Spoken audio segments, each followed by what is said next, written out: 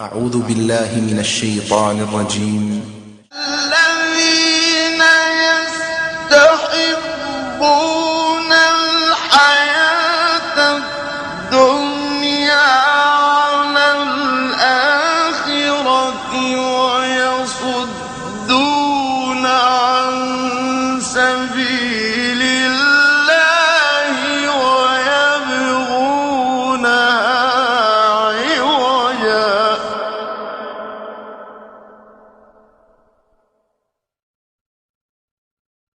أولئك في ضلال بعيد.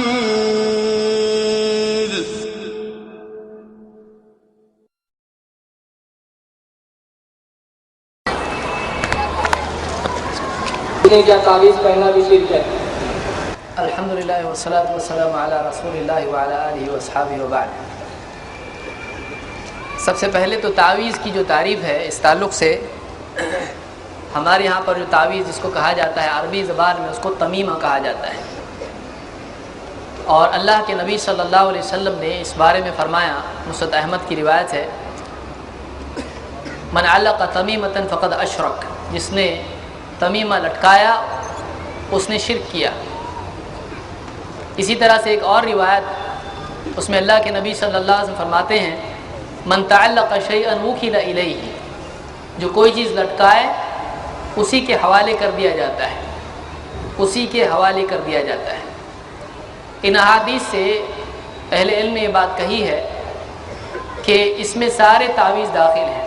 اس میں تفصیل ہے، بعض علماء اس طرف گئے ہیں کہ قرآنی تعویذ یا مسنون اذکار کے جو تعویذ یا تمائم ہوتے ہیں وہ جائز ہے، یعنی بعض علماء کا کہنا ہے. لیکن صحیح بات اس میں یہی ہے کہ اللہ کے نبی صلی اللہ علیہ وسلم کی اس حدیث میں کوئی استثناء نہیں ہے، کوئی ایکسیپشن نہیں ہے، اور اللہ کے نبی صلی اللہ علیہ وسلم نے عام طور سے یہ بات بتلائی کہ من تعلق شیئا وکل الیہ. بعض لوگوں نے کہا کہ تمیمہ گھونگوں کو بولتے تھے جو لوگ لٹکاتے تھے، یا فلاں چیزیں تھیں. شیئا میں ساری چیزیں آ جاتی ہیں، من تعلق شیئا اس میں ساری چیزیں آ جاتی ہیں. کوئی انسان اگر شفا یا استعانت یا استمداد کے طور پر کوئی چیز گلے میں لٹکاتا ہے، اللہ کے نبی صلی اللہ علیہ وسلم کی اس حدیث سے وہ ساری چیزیں اس میں آتی ہیں. من تعلق شیئا وکل الیہ، جو کوئی چیز لٹکائے اسی کے حوالے کر دیا جاتا ہے. یعنی یہ سختی کے ساتھ اس میں جو ہے ایک منع کا پہلو ہے، اسی کے حوالے، یعنی اللہ کی توکل سے نکل کر وہ اسی کے حوالے کر دیا جاتا ہے. تو اس سے یہ معلوم ہوتا ہے کہ اس کا اختیار کرنا مناسب نہیں ہے، صحیح نہیں ہے. اور سوال جیسے پوچھا گیا تو حدیث میں خود اس بارے میں بتایا گیا کہ من علق تمیمۃ فقد اشرک. تو یہ خود اللہ کے رسول صلی اللہ علیہ وسلم کی حدیث ہے، اس کے تحت علماء نے کہا ہے کہ یہ شرک ہے.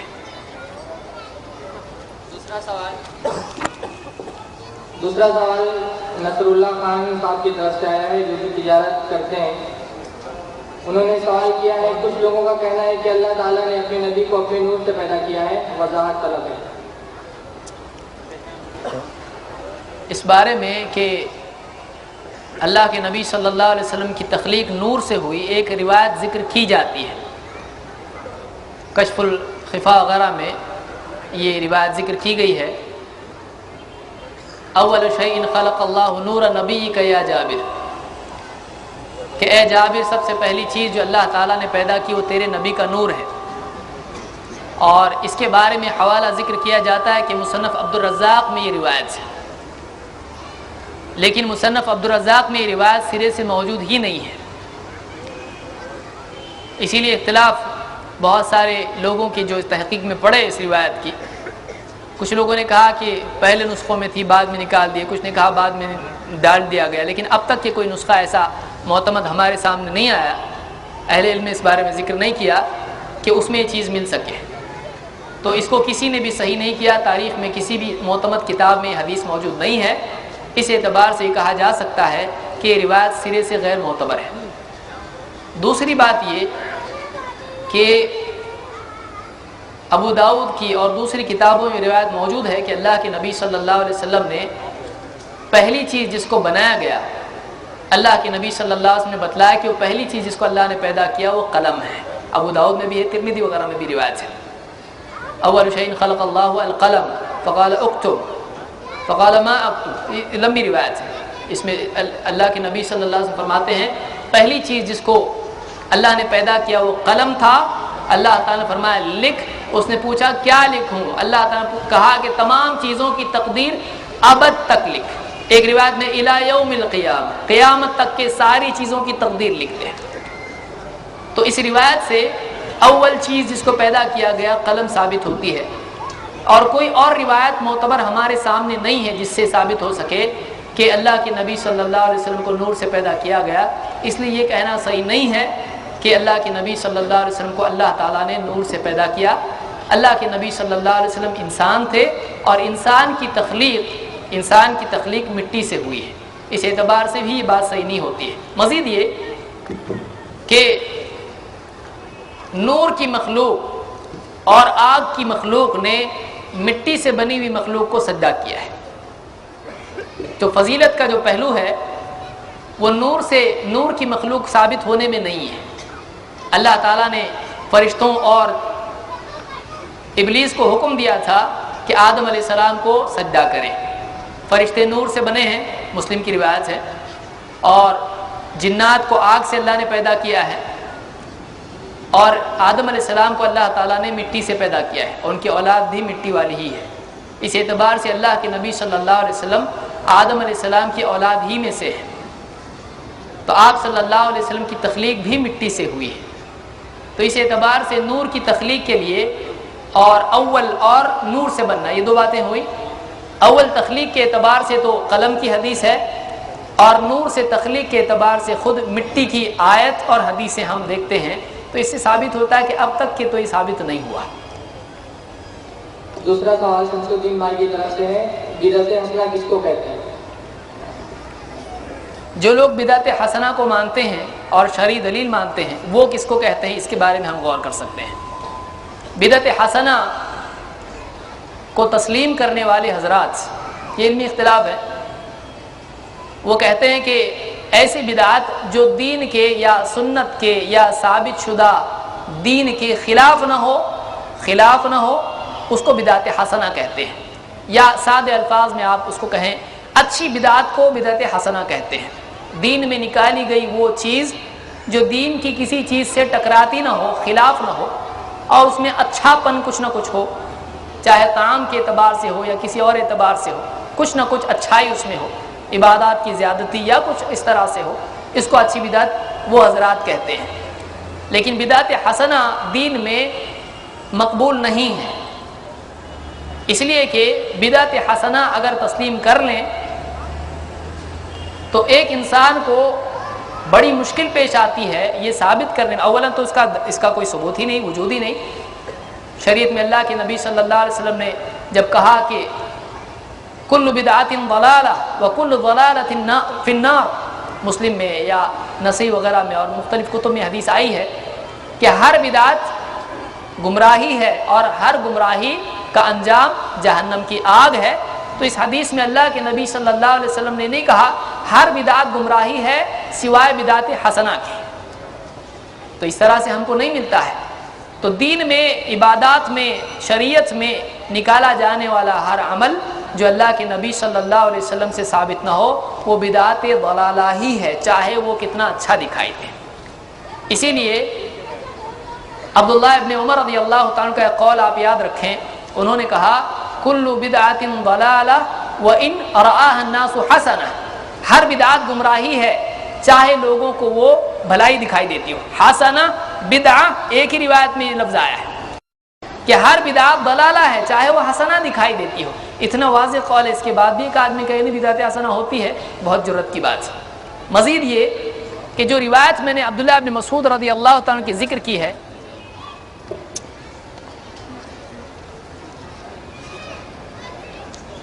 جو روایت عبداللہ ابن مسعود رضی اللہ تعالیٰ کی میں نے ذکر کی، آپ اس کو برا ثابت کر کے بتائیں. اس میں جو عمل تھا کیا تھا؟ کنکریاں لے کے بیٹھے ہیں، گن رہے ہیں اور سبحان اللہ کہہ رہے ہیں، اللہ اکبر کہہ رہے ہیں، لا الہ الا اللہ کہہ رہے ہیں. اس میں برا کیا ہے؟ کوئی برا ثابت کر کے بتلا دے. عبداللہ ابن مسعود رضی اللہ تعالیٰ نے اس کو کیوں برا کہا؟ صرف اس لیے برا کہا کہ یہ عمل اللہ کے نبی صلی اللہ علیہ وسلم کے زمانے میں نہیں تھا، اللہ کے نبی صلی اللہ علیہ وسلم نے یہ تعلیم نہیں دیا، ورنہ کوئی بتا دے اس میں برائی کیا ہے، اس میں برائی کیا ہے، پھر کوئی آدمی کچھ بھی کرنے لگ جائے اس میں برائی ثابت کرنا بڑا مشکل ہوتا ہے۔ اس لیے وہ عمل جو اللہ کے نبی صلی اللہ علیہ وسلم سے ثابت نہ ہو، عبادتی امور میں، شریعت میں ایسا عمل بدعت ہے، اور ایسے عمل کو بدعت حسنہ نہیں کہا جائے گا، چاہے وہ انسان کو اچھا دکھائی دیتا ہو۔ محمد حسین شیخ بھائی سوال کرتے ہیں، کیا حضور محمد صلی اللہ علیہ وسلم کے وسیلے سے دعا مانگنا جائز ہے؟ کیا آدم علیہ السلام نے محمد صلی اللہ علیہ وسلم کے وسیلے سے دعا مانگی تھی؟ اس سوال کے دو حصے ہیں کہ کیا اللہ کے رسول صلی اللہ علیہ وسلم کے وسیلے سے دعا کرنا جائز ہے، اور دوسرا اس کی دلیل سے متعلق ہے جو اکثر دلیل لی جاتی ہے کہ کیا آدم علیہ السلام نے اللہ کے رسول صلی اللہ علیہ وسلم کے وسیلے سے دعا کی تھی۔ جہاں تک کہ نبی کریم صلی اللہ علیہ وسلم کے وسیلے سے دعا کرنے کا معاملہ ہے، اس تعلق سے کوئی ایسی روایت قابل اعتماد نہیں ہے جس کی بنیاد پر یہ کہا جائے کہ ایک آدمی دعا کرتے وقت میں یہ دعا کرے کہ اللہ میری دعا کو اللہ کے رسول صلی اللہ علیہ وسلم کے وسیلے سے قبول فرما۔ صحابہ کا یہ عمل ہم کو نہیں ملتا ہے۔ جو روایت اس کی دلیل میں پیش کی جاتی ہیں وہ روایت یا تو صحیح نہیں ہے، یا پھر ان روایت سے وہ معنی لیا جاتا ہے جو کہ ان روایت میں نہیں ہے، یا تو وہ صحیح نہیں ہے یا تو وہ معنی لیا جاتا ہے جو کہ ان روایت میں نہیں ہے۔ جہاں تک کہ آدم علیہ السلام کی روایت ہے، اس کو امام الحاکم نے روایت کیا اور دوسروں نے بھی، امام البیہقی وغیرہ نے بھی، تو یہ روایت قابل اعتماد نہیں ہے، اس لیے کہ اس میں عبد الرحمن ابن زید ابن اسلم ہے، اور خود حاکم نے اپنی بعض کتب میں المدخل وغیرہ میں اس راوی کے بارے میں کہا کہ اپنے باپ سے موضوع روایتیں ذکر کرتا تھا، تو یہ روایت جو ہے قابل اعتبار نہیں ہے، یہ روایت قابل اعتبار نہیں ہے۔ اس لیے اس سے یہ ثابت نہیں ہوتا ہے کہ آدم علیہ السلام نے اللہ کے نبی صلی اللہ علیہ وسلم کے وسیلے سے دعا کی تھی۔ مزید بخاری کی روایت میں عمر بن خطاب رضی اللہ تعالیٰ عنہ کا بارش کے لیے دعا کرنے کے وقت یوں کہنا کہ اے اللہ، ہم نبی کریم صلی اللہ علیہ وسلم کے زمانے میں آپ کے وسیلے سے دعا کرتے تھے، اور اب ہم آپ کے چچا کے وسیلے سے دعا کرتے ہیں۔ یہ قول جو امام البخاری نے کتاب الاستسقاء میں ذکر کیا ہے، یہ خود بتاتا ہے کہ اللہ کے نبی صلی اللہ علیہ وسلم کے وسیلے سے، آپ کے یعنی نام کے وسیلے سے دعا کرنا صحابہ نہیں کرتے تھے۔ اتنے بڑے مجمع میں نبی کریم صلی اللہ علیہ وسلم سے بڑھ کے وسیلہ اور کیا ہو سکتا ہے؟ آپ کو ترک کر کے آپ کے چچا جو موجود تھے، وہ چچا نہیں جن کی شہادت ہوئی تھی، وہ چچا جن کی وفات نہیں ہوئی، تو عباس رضی اللہ تعالیٰ کو آگے بڑھایا گیا اور انہوں نے دعا کی۔ تو نبی کو چھوڑ کر صحابی کا وسیلہ، افضل کو چھوڑ کر مفضول کا وسیلہ کیسے لیا گیا؟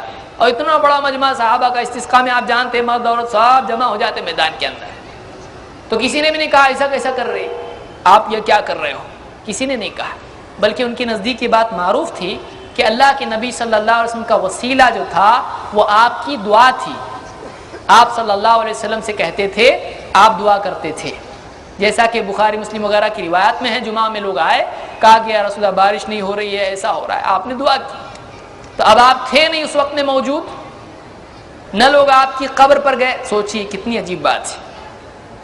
بارش کے لیے صحابہ اللہ کے نبی صلی اللہ علیہ وسلم کی قبر پر نہیں گئے، کتنی دور تھی، مسجد نبوی کے پڑوس میں قبر تھی، مدینہ میں واقعہ ہو رہا ہے، قحط، بارش نہیں ہو رہی ہے۔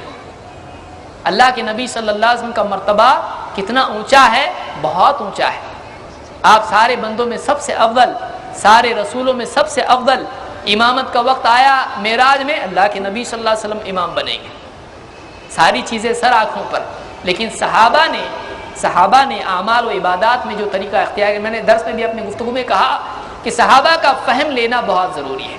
حضرت عمر نے اللہ کے نبی صلی اللہ علیہ وسلم کی وفات کے بعد آپ کا وسیلہ ترک کر کے آپ کے چچا جو اس وقت میں موجود تھے ان کو آگے بڑھایا، یہی وسیلے کا طریقہ ہے، یہی وسیلے کا طریقہ ہے۔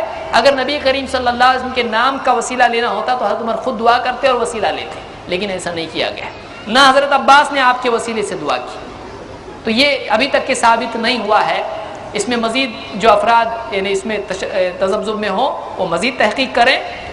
اب تک کہ ہمارے نزدیک کوئی ایسی دلیل نہیں آئی اور علماء نے تحقیق کی پھر بھی نہیں ملی. تو ایسی کوئی دلیل اب تک کہ ہمارے سامنے نہیں ہے جس سے ثابت ہو.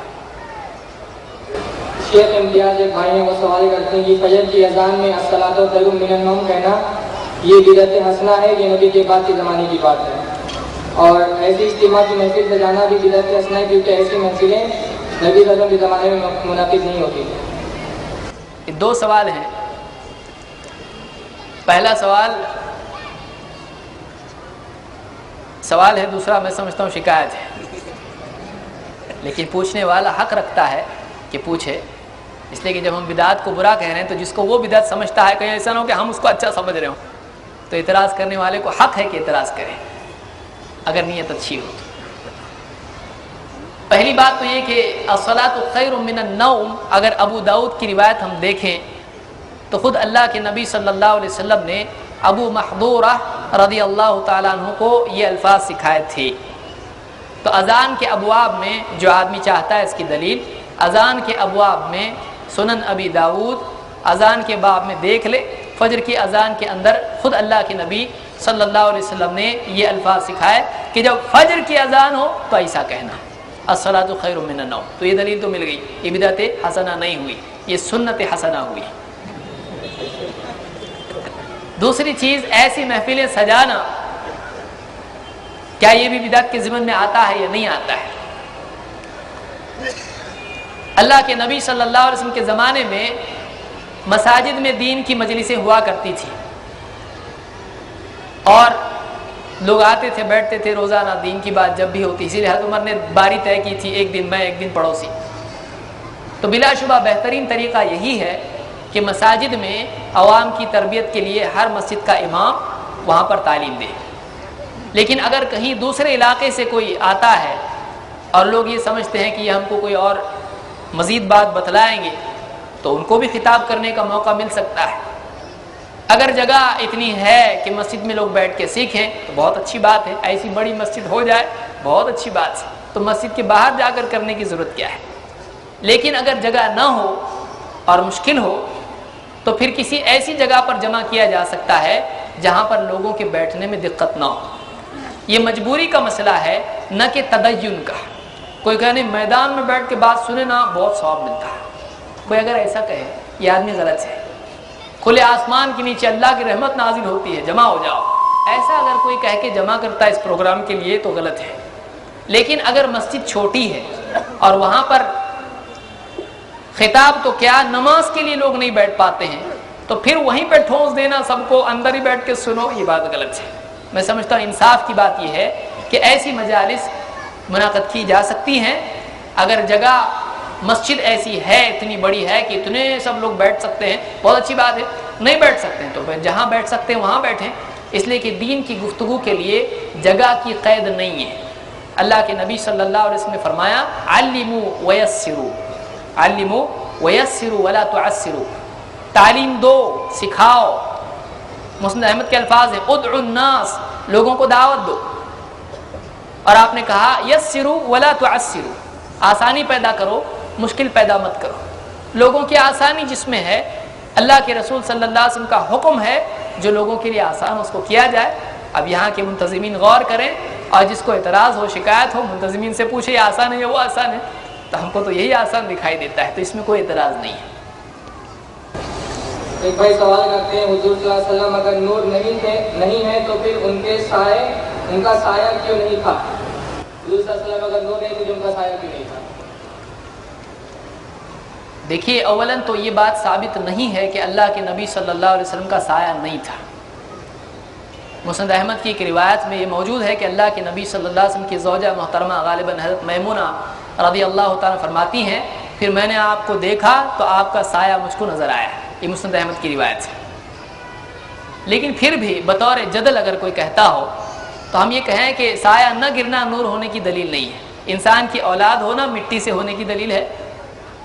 یعنی کوئی آدمی وہاں سے بھی آ سکتا ہے کہ انسان کی اولاد ہے، انسان کو مٹی سے پیدا کیا، اللہ کے نبی صلی اللہ علیہ وسلم کو مٹی سے پیدا کیا. اور قرآن و سنت میں کہیں بھی یہ نہیں ہے کہ اللہ کے نبی صلی اللہ علیہ وسلم کو اپنے نور سے اللہ تعالیٰ نے پیدا کیا.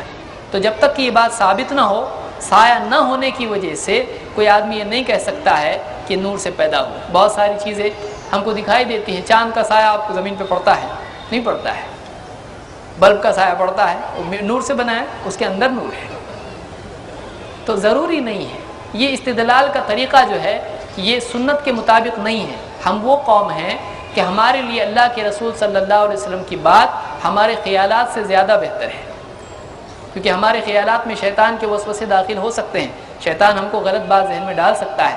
بہتر یہ ہے کہ ہم اللہ کے نبی صلی اللہ علیہ وسلم کے اقوال، آپ کی تعلیمات کی طرف رجوع کریں اور دیکھیں صحابہ کا عقیدہ کیا تھا، نہ یہ کہ ہم اپنی طرف سے کوئی عقیدہ نکالیں. ایک بھائی یہ سوال کرتے ہیں کہ اگر کوئی شخص قبروں پر سجدے کی نیت سے سر نہیں جھکاتے ہیں بلکہ ہم بزرگوں کے احترام میں سر جھکاتے ہیں، اگر دل میں سجدے کی نیت نہیں ہے تو پھر وہ شرک کیسے ہوا؟ اس سلسلے میں روشنی ڈالیے. میں سمجھتا ہوں اس کا مجمل جواب بلکہ مفصل درس ہی میں دے چکا ہوں، لیکن چونکہ سوال ہے اس لیے ضروری ہے کہ جواب اس کا دوں. اگر کوئی آدمی سوال کرے کہ اگر ہم قبر پر سجدہ کرتے ہیں اور سجدے کی نیت نہیں ہے، سر جھکا کر کیا رہے ہیں وہاں پر؟ اگر آدمی قبر پر سجدہ کرے اور سجدے کی نیت نہ ہو تو پھر کیا اس نے؟ دوسری بات یہ کہ کسی انسان کا عمل اور نیت اس میں اختلاف ہو تو ظاہری عمل نبی کے تابع ہونا ضروری ہے، اگرچہ اس کی نیت ہم نہیں جانتے ہیں. کوئی دیکھنے والا نیت نہیں جانتا ہے، اس لیے ظاہر پر حکم لگایا جائے گا. رہا یہ مسئلہ کہ ایک انسان تعظیم کی غرض سے کسی صالح کو حیات میں یا اس کی قبر پر سجدہ کرے تو شرعاً اس کا کیا حکم ہے، یہ سوال ہے. کوئی آدمی تعظیم کی نیت سے کسی صالح اللہ والے کی قبر پر یا زندگی ہی میں اس کو سجدہ کرے، نیت سجدے کی عبادت کی نہ ہو، تو کہ پھر بھی شرک ہوتا کیا؟ ایسا لوگ پوچھ سکتے ہیں. اس کا کیا حکم ہے؟ اللہ کے نبی صلی اللہ علیہ وسلم کے قول میں اس کا حکم ہم معلوم کرتے ہیں. سب سے بڑے اللہ والوں کے سردار نبی کریم صلی اللہ علیہ وسلم، اللہ کے رسول صلی اللہ علیہ وسلم کے صحابی معاذ بن جبل رضی اللہ تعالیٰ عنہ یمن گئے، جو بھی ذمہ داری تھی پوری کی، یمن سے واپس مدینہ آئے. آنے کے بعد پہلا کام اللہ کے نبی صلی اللہ علیہ وسلم کو سجدہ کیا. آپ نے کہا یا معاذ ما ھذا، اے معاذ کیا کر رہا ہے، یہ کیا؟ اللہ کے رسول، میں نے دیکھا وہاں پہ لوگ اپنے بڑوں کو ایسے ہی کرتے، سجدہ کرتے. میں نے چاہا میں بھی آپ کو سجدہ کروں. جب وہ ان کے بڑے ہیں ان کو سجدہ، ہمارے بڑے آپ ہیں، ہم آپ کو سجدہ کریں گے. کہا کہ لا تفعلوا، یہ جملہ یاد رکھیں، لا تفعلوا، ایسا مت کرنا. اور آپ نے فرمایا کہ اگر میں کسی انسان کو حکم دیتا، کسی بشر کو حکم دیتا کہ وہ کسی بشر کو سجدہ کرے تو عورت کو حکم دیتا کہ اپنے شوہر کو سجدہ کرے. اور دوسری روایت میں آپ نے کہا، مسند احمد وغیرہ کے الفاظ ہیں کہ لا يصلح لبشر ان يسجد لبشر، کسی بشر کے لیے یہ ہرگز جائز نہیں، صحیح نہیں، مناسب نہیں، ٹھیک نہیں کہ وہ کسی بشر کو سجدہ کرے. منع کر دیا اللہ کے نبی صلی اللہ علیہ وسلم نے. تو آپ صلی اللہ علیہ وسلم سے بڑھ کے اگر کوئی کون ہے کوئی نہیں، آپ نے خود منع کر دیا ہے. اور کوئی ایک صحابیہ آپ بتا دیں کہ جس نے اللہ کے نبی صلی اللہ علیہ وسلم کی قبر پر جا کر سجدہ کیا ہو اور پلٹ کے پبلک سے کہا ہو کہ عبادت کی نیت سے میں نے نہیں کیا، تعظیم سے کیا. کسی صحابی نے ایسا نہیں کیا. صحابہ ہم سے زیادہ اللہ کے نبی صلی اللہ علیہ وسلم کی تعظیم کرتے تھے.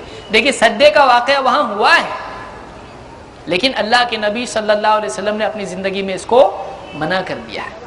تو اللہ کے رسول صلی اللہ علیہ وسلم نے اس کو منع کیا. سوال یہاں پر یہ پیدا ہوتا ہے کہ اللہ کے رسول صلی اللہ علیہ وسلم نے فرمایا اگر میں حکم دیتا تو عورت کو حکم دیتا کہ وہ اپنے شوہر کو سجدہ کرے، من عظم حقہ علیہا، اس کا جو بیوی پہ حق ہوتا ہے اس حق کی وجہ سے. تو یہ سوال یہ پیدا ہوتا ہے کہ یہ سجدہ تعظیم والا ہوتا ہے یا عبادت والا ہے؟ عبادت والا ہو تو شرک ہو جائے گا کہ شوہر کی عبادت کرو، ایسا کہتے نہیں. شوہر کی تعظیم کرو، تو شوہر کی تعظیم کا حکم دیتا تو سجدہ کرنے کے لیے کہتا، لیکن یہ سجدہ کسی کے لیے مناسب نہیں. تو عبادت والا سجدہ تو ہے ہی نہیں، تعظیم والا سجدہ بھی نہیں ہے، اس سے منع کیا حضرت معاذ ابن جبل کو۔ حضرت معاذ نے عبادت کے طور پر سجدہ نہیں کیا تھا، تعظیم کے طور پر کیا تھا۔ جب تعظیم کا منع ہو گیا تو عبادت کا تو منع ہے ہی، تو کسی کی تعظیم اگر ہو سکتی ہو تو نبی کریم صلی اللہ علیہ وسلم کی ہو سکتی تھی، لیکن آپ نے اپنی تعظیم سے اس طرح سے منع کر دیا تو باقی سب کا منع اپنے آپ ہو گیا۔ سب سے افضل کے لیے منع تو آپ سے کمتر کے لیے زیادہ منع۔ کریم بھائی شاندہ درست سے سوال کرتے ہیں، کیا فرماتے علماء کرام اس مسئلہ کے بارے میں کہ نبی کریم صلی اللہ علیہ وسلم کو علم غیب تھا یا نہیں؟ صحیح جواب دیں۔ جس میں 2 بار صحیح آئے کتنا صحیح ہونا چاہیے؟ 2 بار کی شرط ہو اس میں صحیح۔ اللہ کے نبی صلی اللہ علیہ وسلم کے بارے میں یہ مسئلہ ہمارے بہت سارے بھائی یہ مانتے ہیں کہ اللہ کے رسول صلی اللہ علیہ وسلم عالم الغیب تھے، لیکن اس میں بجائے تعصب کے، دشمنی کے، یہ بات یاد رکھیے، علمی اختلاف، تحقیق کا اختلاف، دلوں میں دشمنی اور نفرت کا بیج بننا نہیں چاہیے۔ ہر آدمی اس کی کوشش کرے کہ وہ دیکھے، تحقیق کرے، کتاب و سنت کی روشنی میں جو بات صحیح اس کو تسلیم کرے۔ اگر ثابت ہو جائے کہ علم غیب تھا تو ہم کیوں نہیں مانیں گے، لیکن اگر ثابت نہیں ہوتا ہے اور اس کے بالعکس باتیں ثابت ہوتی ہیں تو یہ بات لازم ہو جائے گی کہ ہم اس بات کو تسلیم کریں جو حق ہمارے سامنے آتا ہے۔ اللہ کے نبی صلی اللہ علیہ وسلم کو اللہ تعالیٰ نے غیب کی خبریں دیں، یہی وجہ ہے کہ آج ہم کو معلوم ہے کہ جنت میں کیا کیا ہے، دجال آئے گا تو کیا ہوگا، اور پچھلی قوموں میں بنی اسرائیل نے کیا کیا کیا۔ تو پچھلی قوموں کے واقعات اور موجودہ غیبیات اور مستقبل کی خبریں، قیامت میں ایسا ہوگا ایسا ہوگا، یہ ساری غیب کی چیزیں ہیں، اللہ کے نبی صلی اللہ علیہ وسلم کے بتلانے سے ہم کو معلوم ہوئی ہیں۔ لیکن آپ صلی اللہ علیہ وسلم کو اللہ نے بتلایا، اللہ نے خبر دی اور آپ نے ہم کو خبر دی، تو اس اعتبار سے اللہ نے اللہ کے نبی صلی اللہ علیہ وسلم کو غیب کی بعض باتیں بتلائی اور آپ نے امت کو بتلائی، یہ ہم مانتے ہیں۔ لیکن کوئی یہ کہے کہ اللہ کے نبی صلی اللہ علیہ وسلم کو ایسی صلاحیت دی گئی تھی کہ آپ تمام غیبی باتوں کو خود سے جان لیتے تھے اور آپ کو سب کچھ معلوم تھا، کوئی چیز آپ سے ڈھکی چھپی نہیں تھی، کوئی بات ایسی نہیں تھی آپ کے زمانے میں یا بعد کی یا پچھلی کہ آپ پر چھپی ہوئی ہو، ایسا نہیں تھا۔ اگر کوئی آدمی مانتا ہے تو یہ بات غلط ہے۔ غلط کیوں ہے؟ اس لیے کہ اللہ کے نبی صلی اللہ علیہ وسلم کی حدیثیں اس کے خلاف ہیں۔ اللہ کے نبی صلی اللہ علیہ وسلم نے متعدد مقامات پر فرمایا کہ میں نہیں جانتا۔ آپ نے فرمایا لا ادری اتبع نبی ام لا، مسلم کی حدیث ہے، ایک اور دوسری بھی روایت ہے میرے سامنے رکھی ہوئی ہے۔ آپ نے فرمایا کہ میں نہیں جانتا تبع نبی تھے یا نہیں تھے۔ تو لا ادری کا جملہ اللہ کے نبی صلی اللہ علیہ وسلم کا استعمال کرنا بتلاتا ہے۔ اس لیے میں نے پڑھی ہے ایک کتاب جو لکھی گئی ہمارے بعض حضرات نے، جا الحق وغیرہ، اس میں انہوں نے کہا ہے کہ صراحتاً ہونا چاہیے نہیں معلوم، میں کیا جانوں، اس طرح کے جو جملے ہیں یا اللہ جانتا ہے، اس طرح کی بات نہ ہو۔ تو صراحتاً ہے میں نہیں جانتا، لا ادری میں نہیں جانتا۔ اور بھی آپ نے بعض باتیں اس میں ذکر کی اور اس میں کہا کہ لا ادری میں نہیں جانتا۔ ایک اور روایت جس کو امام ابو داؤد نے روایت کیا ہے اپنی سنن میں، جو وضاحت اس میں مزید ہمارے لیے ہو جاتی ہے، اللہ کے رسول صلی اللہ علیہ وسلم نماز پڑھ رہے تھے مسجد میں، اور مسجد میں کنکریاں تھی اور آپ جوتیاں پہنے ہوئے نماز پڑھ رہے تھے امامت کی حالت میں۔ آپ نے نماز ہی کی حالت میں جوتیاں نکال دی۔ صحابہ پیچھے نماز پڑھتے تھے اور صحابہ جانتے تھے اتباع کس کو کہتے ہیں۔ صحابہ نے نماز ہی کی حالت میں اپنی جوتیاں اتار دی۔ نماز کے بعد اللہ کے رسول صلی اللہ علیہ وسلم نے پوچھا کہ تم نے کیوں اتاری اپنی جوتیاں؟ صاحب نے کہا آپ نے اتاری تو ہم نے بھی اتار دی۔ آپ نے نماز میں اپنی جوتیاں اتاری، ہم نے بھی اتاری۔ سنت کے لیے سبب ضروری نہیں، حکمت جاننا ضروری نہیں، یہ بات یاد رکھیے، اصول ہے یہ۔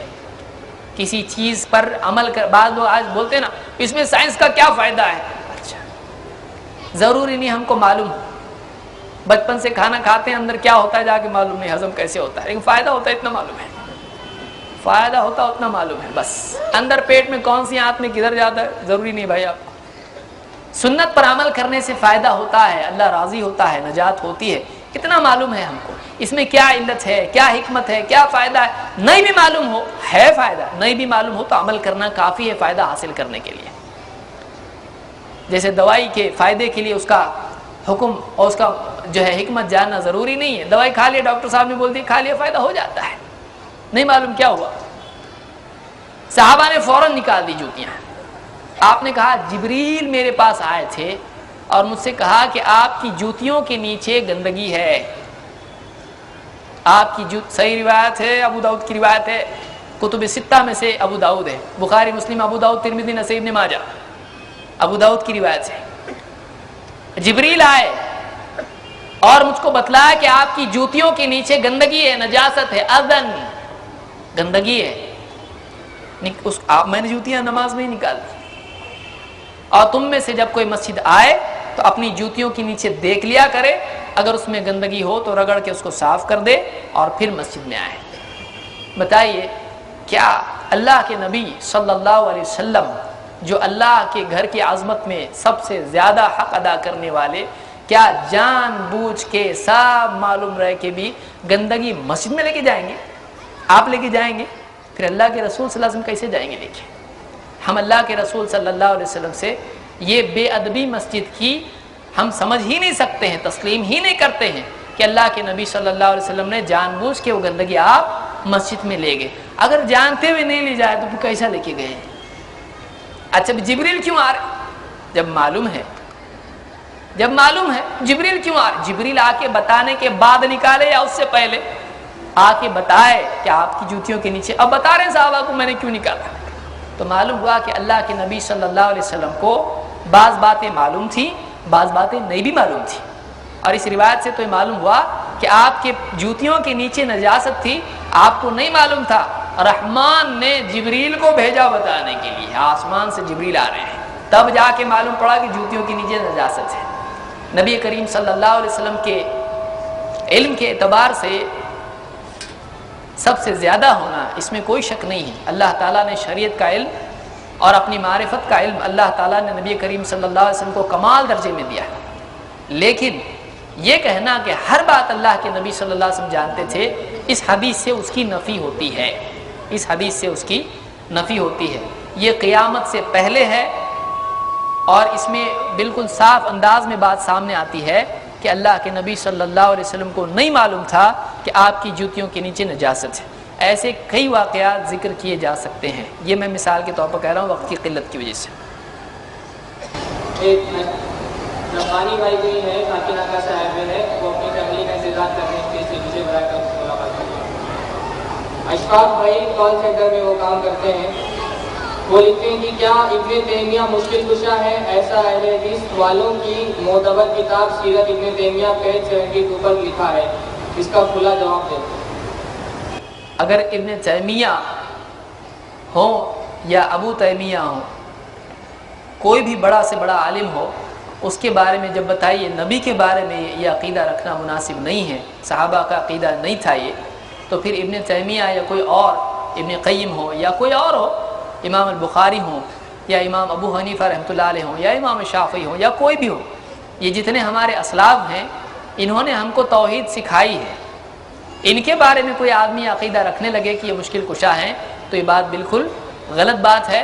جو بھی آدمی ایسا کہتا ہے یا جس نے بھی ایسا کہا ہے وہ توبہ کرے اللہ سے.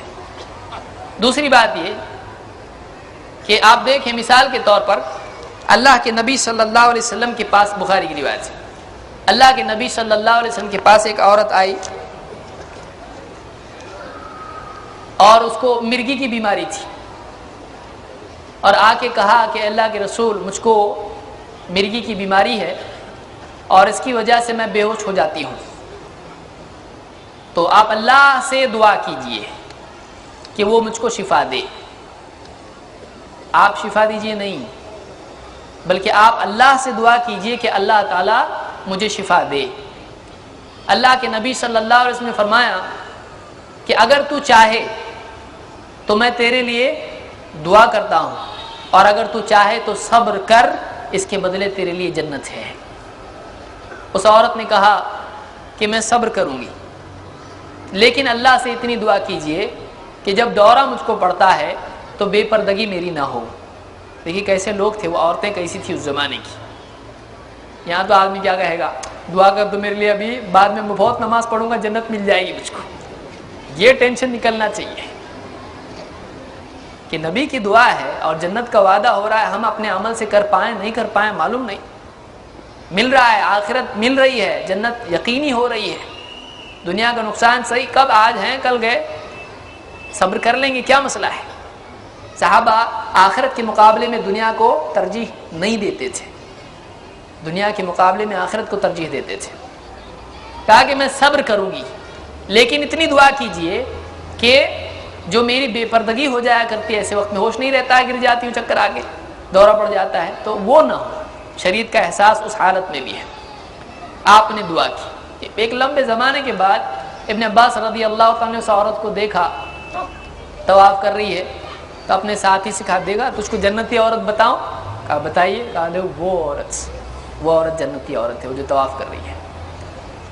تو اس سے ایک بات یہ معلوم ہوئی، عجیب بات یہ ہے، وہ عورت آ کے نہیں کہی یا رسول اللہ مجھے شفا دیجیے، آپ نے یہ نہیں کہا۔ وہ کیا کہہ رہی ہے، آپ اللہ سے دعا کیجئے کہ اللہ مجھ کو شفا دے۔ آپ نے نہیں کہا ایسا کیسا، تو یہ کہہ کہ آپ شفا دیجیے کیونکہ مشکل کشا تو میں ہوں، کیا ایسا کہا؟ نہیں۔ آپ نے کہا اگر تو کہے، تو چاہے تو میں اللہ سے دعا کرتا ہوں کہ تجھ کو شفا دے، کیونکہ آپ صلی اللہ علیہ وسلم اسی دین پر تھے جس پر ابراہیم علیہ السلام تھے۔ وَإِذَا مَرِضْتُ فَهُوَ يَشْفِينِ، ابراہیم علیہ السلام نے دعا اپنی قوم کو دعوت میں کیا کہا، جب میں بیمار ہو جاتا ہوں تو اللہ مجھ کو شفا دیتا ہے۔ ابراہیم علیہ السلام کو شفا دینے والا اللہ ہے۔ امت کے اور بڑے بڑے نبی، زکریا علیہ السلام کو اولاد دینے والا اللہ ہے، ابراہیم علیہ السلام کو اولاد دینے والا اللہ ہے، اور یونس علیہ السلام کو مچھلی کے پیٹ سے نجات دینے والا اللہ ہے۔ بتائیے ان کی مشکلوں کو حل کرنے والا اللہ ہے، پھر ہم کسی بات کے دور کے 7ویں صدی یا 8ویں صدی کے کسی کے عالم اور کسی یعنی اہل علم میں سے کسی کے بارے میں عقیدہ رکھیں مشکل کچھ آئے، بالکل بہت ہی بری بات ہوگی، یہ غلط بات ہے، یہ ہم اس کو نہیں مانتے۔ نور محمد بھائی جو بھی طالب علم ہیں وہ سوال کرتے ہیں سرکار صلی اللہ علیہ وسلم نور ہیں یا نہیں، اگر نہیں تو امام اسقلانی کے تعلق سے آپ کا کیا عقیدہ ہے وضاحت فرمائیے۔ وہ تو آپ صلی اللہ علیہ وسلم کو نور مانتے ہیں، اور قد جاءکم من اللہ نور و کتاب مبین کی تفسیر میں حضرت عبداللہ ابن عباس رضی اللہ عنہما نور سے مراد آپ کی ذات بتاتے ہیں۔ تفسیر ابن عباس عربی صفحہ، اس کے تعلق سے آپ کا عقیدہ کیا ہے؟ دیکھیے جہاں تک کہ یہ آیت ہے، اب اس میں ایک بات ہے، اس میں 2 لوگوں سے استدلال ہے۔ قد جاءکم من اللہ نور و کتاب مبین، اللہ کی طرف سے تمہارے پاس نور اور کتاب مبین آ گئی۔ اس کی تفسیر میں اگر آپ دیکھیں زاد المسیر یا تفسیر ابن کثیر یا دوسری جتنی بھی تفسیریں ہیں، ابن حجر کا قول مجھ کو نہیں معلوم، لیکن قتادہ کی طرف اس بات کی نسبت متعدد تفاسیر میں ہے کہ قتادہ جو تابعی ہیں ان کا کہنا ہے کہ یہاں نور سے مراد اللہ کے رسول صلی اللہ علیہ وسلم ہے۔ لیکن یہاں پر یہ بات سمجھنے کی ہے، جنہوں نے اس آیت میں نور سے مراد 3 قول ہیں، پہلے تو یہ سمجھ لیں مفسرین کے اقوال جو اس میں ہیں نور سے متعلق اس آیت میں۔ ایک قول ہے نبی کریم صلی اللہ علیہ وسلم اس سے مراد ہے، قتادہ کی طرف اس کی نسبت ہے، اور دوسروں نے بھی اس کو ذکر کیا ہے۔ دوسرا قول ہے اس سے مراد اسلام ہے۔ تیسرا قول ہے اس سے مراد قرآن ہے۔ اس معنی پر مفسرین کا کبھی اتفاق نہیں ہوا کہ اس سے مراد محمد رسول اللہ صلی اللہ علیہ وسلم ہے۔ ابن عباس کی تفسیر کے بارے میں آپ اگر تحقیق کریں تو علماء کے اقوال اس میں آپ کو ملیں گے کہ ابن عباس سے متعدد تلامیذ ان کی تفسیر ذکر کرتے ہیں، لیکن ابن عباس کی تفسیر جو ہے یہ بعض سندوں سے مقبول ہے، بعض سندوں سے نہیں۔ اگر ابن عباس کی وہ سند ہم کو مل جائے جس میں ان کا قول یہ ذکر کیا گیا ہے تب اس پر غور کیا جا سکتا ہے۔ تنویر المقباس میں سند نہیں ہے، میرے علم میں تو نہیں ہے۔ تنویر المقباس تفسیر ابن عباس جو ہے عام طور سے جو ملتی ہے تو اس میں کتنے اقوال ان کے با سند موجود ہے اور کتنے بے سند ہیں یہ دیکھنا ضروری ہے۔ قطع نظر اس سے اگر ہم اس قول کو اختیار کر بھی لیں کہ اس سے مراد قد جاءکم من اللہ نور و کتاب مبین، کہ اللہ کی طرف سے تمہارے پاس نور اور کتاب مبین آ گئی، تو اس میں نور سے مراد جنہوں نے محمد رسول اللہ صلی اللہ علیہ وسلم کی ذات کو لیا ہے انہوں نے کس اعتبار سے نور لیا ہے یہ غور کریں۔ جال حق وغیرہ میں پڑھ رہا تھا تو اس میں متعدد مقامات پر علامہ آلوسی کا ذکر آتا ہے۔ آپ بیضاوی، آلوسی اور جتنی بھی تفاسیر ان میں غور کریں، جنہوں نے نور مراد لیا ہے انہوں نے بھی یہاں یہ کہا ہے کہ نور اس اعتبار سے کہ اس سے پہلے کا حصہ اس کی وضاحت کر رہا ہے۔ قد جاءکم رسولنا یبین لکم کثیر مما تخفون من الکتاب، کہ تمہارے پاس ہمارا رسول آ گیا جو بہت سی وہ باتیں واضح کرتا ہے جس کو کتاب میں تم چھپا دیا کرتے تھے۔ یہودیوں سے خطاب ہے اس میں۔ یہودیوں نے بہت ساری باتیں اللہ کی طرف سے آنے والی حق باتیں چھپا دی تھی، اندھیرے میں ڈال دی تھی۔ محمد الرسول اللہ صلی اللہ علیہ وسلم کی نبوت، آپ کی بعثت کے بعد وہ چیزیں اجالے میں آ گئی۔ آپ اس اعتبار سے گویا کہ نور تھے، یہی بات سب نے کہی ہے۔ میرے علم میں ایک بھی کوئی عالم ایسا نہیں ہے، ایک بھی کوئی مفسر نہیں ہے جس نے یہ کہا ہو کہ تخلیق کے اعتبار سے آپ نور تھے۔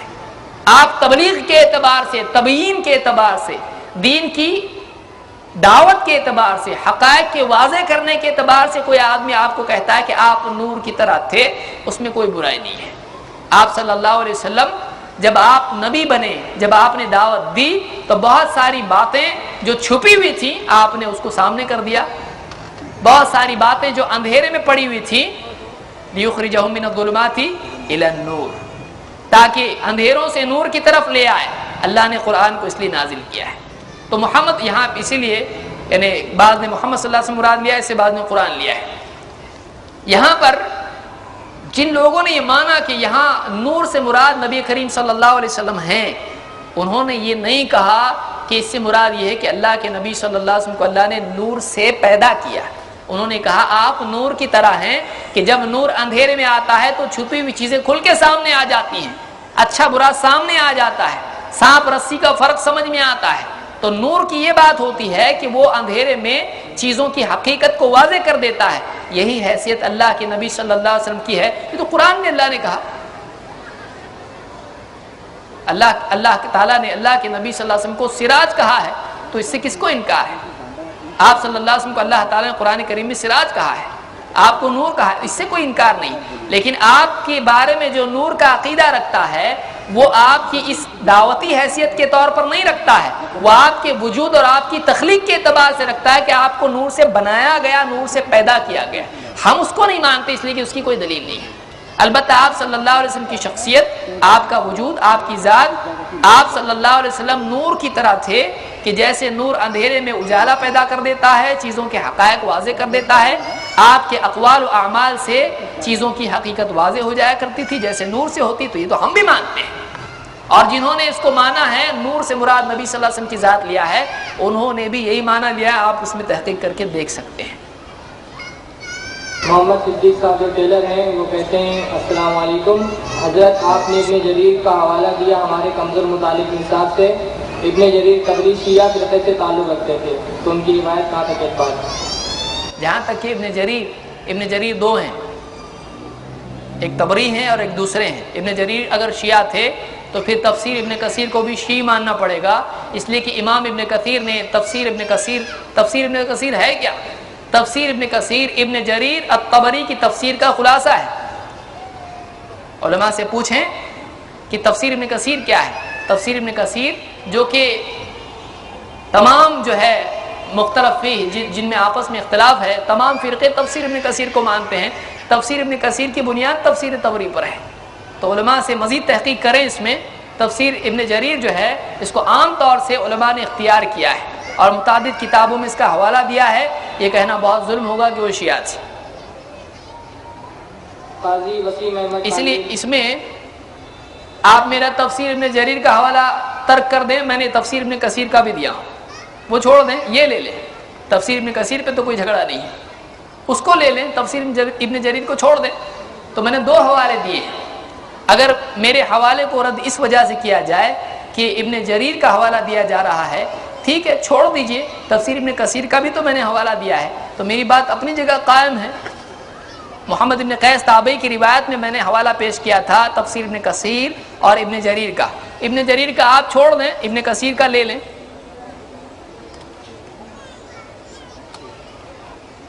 قاضی وسیم احمد صاحب جو طالب علم میں سوال کرتے ہیں، جو لوگ محمد صلی اللہ علیہ وسلم کو نبوت ملنے سے پہلے گزرے ہیں اور حق حاصل نہیں کر سکے، ان لوگوں کے ساتھ قیامت کے روز کیا عمل کیا جائے گا اور کس شریعت کے تحت؟ جو لوگ، یعنی سوال اگر میں صحیح سمجھ رہا ہوں تو یہ ہے کہ اللہ کے رسول صلی اللہ علیہ وسلم کے نبی بننے سے پہلے جو دنیا سے چلے گئے، مر گئے، موت ہو گئی، فوت ہو گئے، تو ان کا کیا ہوگا؟ اس سلسلے میں قرآن کریم کی آیت جو سورہ بنی اسرائیل میں ہے، اللہ تعالیٰ فرماتا ہے وَمَا كُنَّا مُعَذِّبِينَ حَتَّى نَبْعَثَ رَسُولًا، ہم عذاب نہیں دیتے جب تک کہ رسول نہ بھیجیں، ہم عذاب نہیں دیتے جب تک کہ رسول نہ بھیجیں۔ اس آیت کے تحت ابن کثیر نے اس آیت کے تحت مسند احمد کے، ابو داؤد الطیالسی کے، اور اسی طرح سے اگر یادداشت صحیح تو طبرانی کے حوالے سے ایک روایت نقل کی ہے کہ قیامت کے دن 4 لوگ ہوں گے جو اللہ کے ہاں شکایت کریں گے، عذر پیش کریں گے۔ ان میں سے ایک آدمی وہ ہوگا جو بہرا ہوگا، گونگا، جس کو سننے نہیں آتا، اس لیے کہ اکثر اوقات گونگے کا سبب بہرا ہونا ہوتا ہے۔ دوسرا وہ ہوگا جو بہت بوڑھا تھا، ایک دم بڑھاپے کو پہنچ گیا کہ جس بڑھاپے میں آدمی کو چیزوں کی تمیز ختم ہو جانے کے قریب ہو جاتی ہے۔ تیسرا وہ آدمی جو پاگل تھا، مجنون، اور چوتھا وہ آدمی جو فترہ میں مرا ہے، الذی مات فی الفترہ۔ یہ 4 اللہ تعالیٰ سے کہیں گے اے اللہ ہمارے پاس، مثلا اس میں جو بہرا تھا، گونگا تھا، وہ کہے گا کہ اللہ حق بات کہنے والا، دعوت دینے والا نبی تیرا آیا تھا لیکن میں نے تو سنا ہی نہیں، میں نے سنا ہی نہیں۔ بوڑھا کہے گا آیا تھا لیکن مجھ کو سمجھا نہیں۔ پاگل کہے گا اللہ میں تو لوگوں کو مینگنیاں مارا کرتا تھا، کنکریاں مارا کرتا تھا، مجھ کو کیا معلوم، مجھ کو تو سمجھا ہی نہیں۔ اور جو فترہ میں مرا ہے، ایسا آدمی ایسے دور میں مرا جب کوئی نبی موجود نہیں تھا، کوئی نبی نہیں تھا، اس کو فترہ کہتے ہیں۔ تو وہ کہے گا کہ اللہ میرے پاس تو کوئی آیا ہی نہیں، سنا نہیں، سمجھا نہیں، آیا نہیں۔ اللہ تعالیٰ ان سے وعدہ لے گا تم مانو گے؟ وہ کہیں گے بالکل مانیں گے، جو حکم دوں گا مانو گے؟ اللہ ان سے مواثیق لے گا، لَيُطِيعُنَّهُ، وہ ضرور اطاعت کریں گے، مانیں گے۔ اللہ وعدہ لے گا، کہے گا کودو آگ میں۔ ان کے پاس فرشتہ بھیجا جائے گا، ان کے پاس رسول بھیجا جائے گا اور ان سے کہا جائے گا کہ آگ میں کودو۔ اللہ کے نبی صلی اللہ علیہ وسلم فرماتے ہیں کہ جو آگ میں کودیں گے وہ محفوظ رہیں گے، جنت میں جائیں گے، اور جو نہیں کودیں گے وہ پکڑ کر گھسیٹ کر منہ کے بل جہنم میں ڈال دیے جائیں گے۔ جن کو حق نہیں پہنچا اور جو ایسے دور میں مرے ہیں کہ جب کوئی نبی نہیں تھا، ان کا حال اور مآل دونوں اللہ جانتا ہے۔ وہ کس حال میں مرے یہ بھی اللہ جانتا ہے، اور ان کا انجام کیا ہوگا یہ بھی اللہ جانتا ہے۔ اسی لیے اللہ کے نبی صلی اللہ علیہ وسلم سے جب مشرکین کے بچوں کے بارے میں پوچھا گیا تو آپ نے فرمایا اللہ اعلم بما كانوا عاملین، اللہ زیادہ بہتر جانتا ہے وہ کیا کرتے۔ تو اس سے اللہ بہتر جانتا ہے کون کیا کرے گا۔ تو اللہ تعالیٰ کے پاس علم ہے کہ سب کے ماضی کا، حال کا اور مستقبل کا۔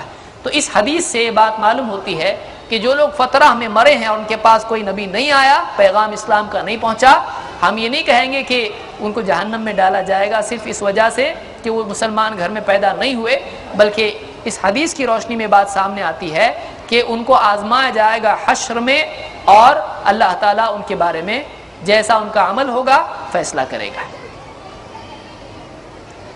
ایک بھائی نے سوال کیا ہے ساری حدیثیں ضعیف ہیں تو پھر ہم کون سی حدیث پر عمل کریں؟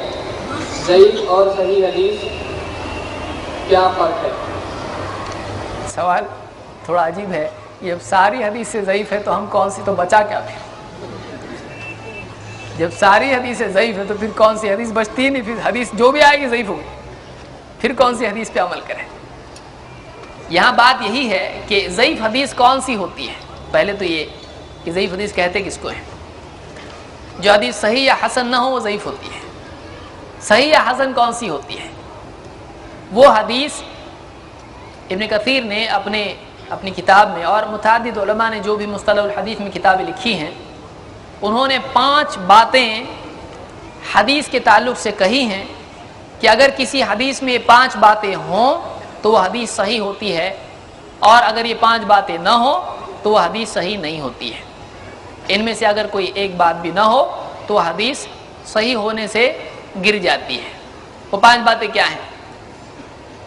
نمبر 1، اس حدیث کی سند متصل ہو، سند جڑی ہو.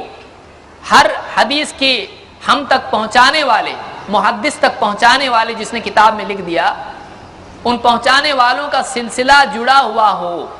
ایسا نہ ہو کہ ان میں کوئی ملا ہی نہیں اس سے اور اس کے نام سے حدیث بتا رہا ہے، تو ایسا نہ ہو. سند جڑی ہوئی ہو. ابھی یہ ایک لمبی بات ہے جو اتنی چھوٹی جو ہے، تھوڑے وقت میں پوری بات نہیں سمجھا سکتا ہوں، علماء سے رجوع کریں، لیکن اختصاراً پھر بھی میں بتا رہا ہوں اس لیے کہ پوچھا گیا ہے.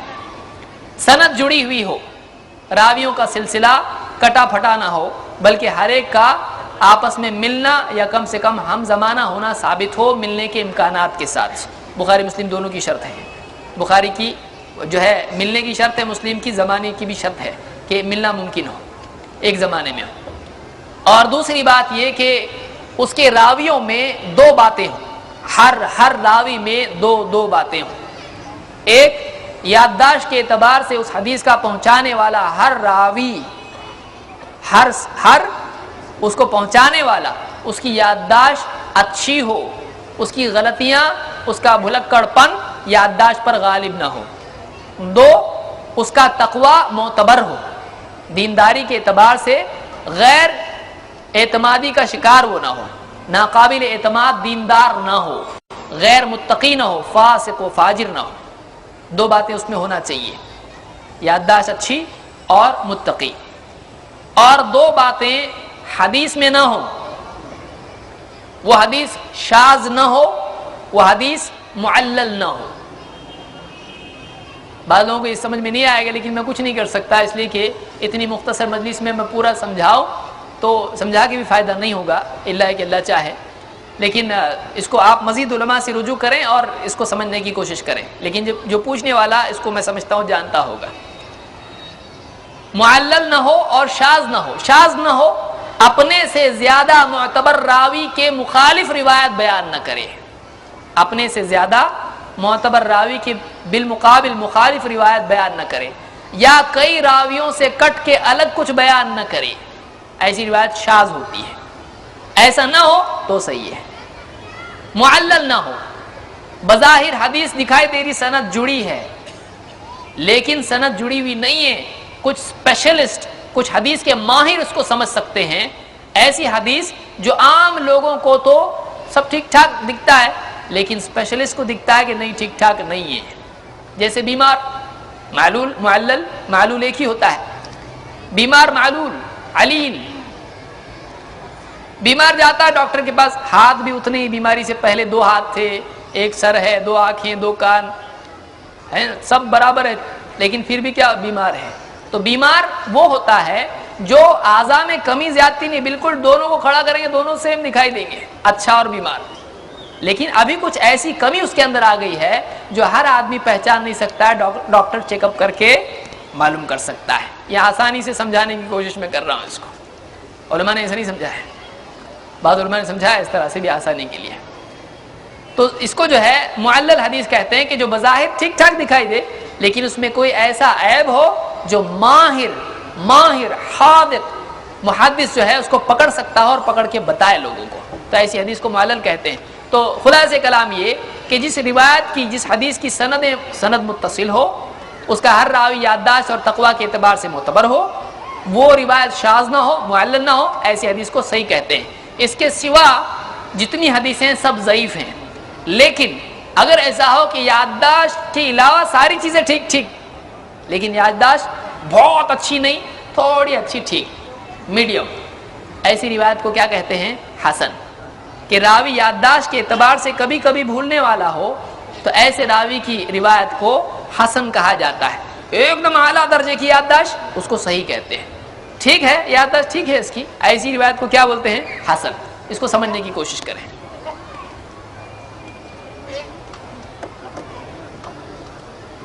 محمد خالد خان صاحب جن کی جوتے کی دکان ہے، وہ سوال کرتے ہیں کچھ ایسے اسکول ہیں جہاں پر بچوں کو کھڑا کر کے عیسائیوں والا پریئر کام کیا جاتا ہے، تو کیا ایسے اسکول میں بچے کو پڑھانا درست ہے یا نہیں؟ جوتے کی دکان ہے، تھوڑا سوچ کے جواب دینا پڑے گا۔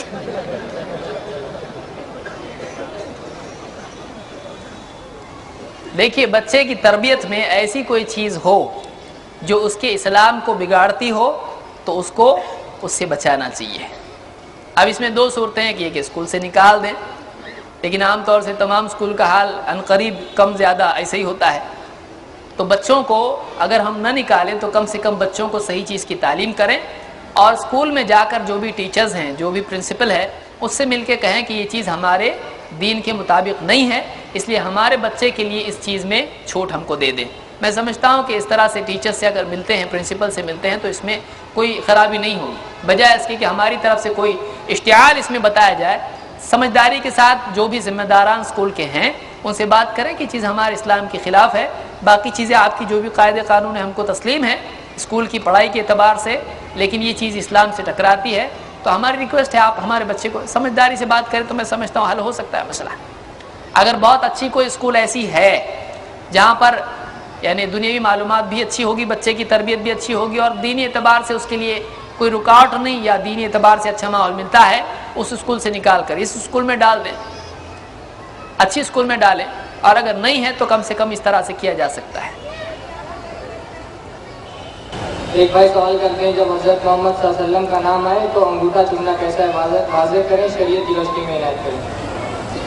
کسی صحیح روایت سے اس طرح سے ثابت نہیں ہوتا ہے کہ اللہ کے نبی صلی اللہ علیہ وسلم کا نام آنے پر انگوٹھا چومنا چاہیے، کسی بھی روایت سے ثابت نہیں ہوتا ہے۔ اگر ثابت ہو تو کیا جائے، لیکن اللہ کے رسول صلی اللہ علیہ وسلم کی تعلیمات یہی ہیں کہ البخیل من ذکرت عنده فلم یصلی علیہ، بخیل وہ ہے، کنجوس وہ ہے کہ میرا نام اس کے سامنے لیا جائے، میرا تذکرہ اس کے سامنے ہو، اور پھر بھی وہ صلاۃ نہ پڑھے، یہ نہیں کہا انگوٹھے نہ چومے۔ تو اس لیے یہ چیز ہم کو ثابت نہیں ہوتی ہے کہ انگوٹھے چومنا چاہیے، بلکہ اللہ کے رسول صلی اللہ علیہ وسلم کا نام آنے پر آپ پر صلاۃ بھیجنا یہی ہم کو ثابت ہوتا ہے، یہ کسی صحیح روایت سے ثابت نہیں ہوتا کہ انگوٹھے چومنا چاہیے۔ اگر ساری بدعت ضلالہ گمراہی ہے تو ہم جو روزمرہ کی چیزیں استعمال کرتے ہیں تو وہ بھی گمراہی ہے، قرآن و حدیث کی روشنی میں بتائیے۔ کل بدعت ضلالہ، یہ جو حدیث ہے یہ دینی امور سے متعلق ہے، نہ کہ دنیاوی امور سے۔ یعنی دین کے معاملے میں کوئی آدمی کوئی نئی چیز نکالتا ہے تو وہ بدعت ہے اور وہ گمراہی ہے۔ رہا دنیا کا معاملہ تو دنیا کے معاملات میں ایک انسان کوئی نئی چیز نکالتا ہے، اگر وہ فائدے کی ہے تو اچھی ہے، نہیں ہے تو بری ہے۔ اسی لیے اللہ کے رسول صلی اللہ علیہ وسلم کے زمانے میں صحابہ نر اور مادہ کھجوروں کے جو ہے ملا کر، پولینیشن جس کو کہتے ہیں، اس کو ملا کے تعبیر النخل جس کو کہتے ہیں، صحابہ پیداوار میں اضافہ کیا کرتے تھے، یعنی نر اور مادہ دونوں کو ملا کے کچھ کرتے تھے تو اس سے پیداوار کھجور کی بڑھ جاتی تھی۔ اللہ کے نبی صلی اللہ علیہ وسلم مسلم کی روایت ہے، اللہ کے رسول صلی اللہ علیہ وسلم نے ان کو دیکھا، آپ نے کہا کہ شاید کہ تم یہ نہ کرو تو اچھا ہو، شاید تم نہ کرو تو اچھا ہو۔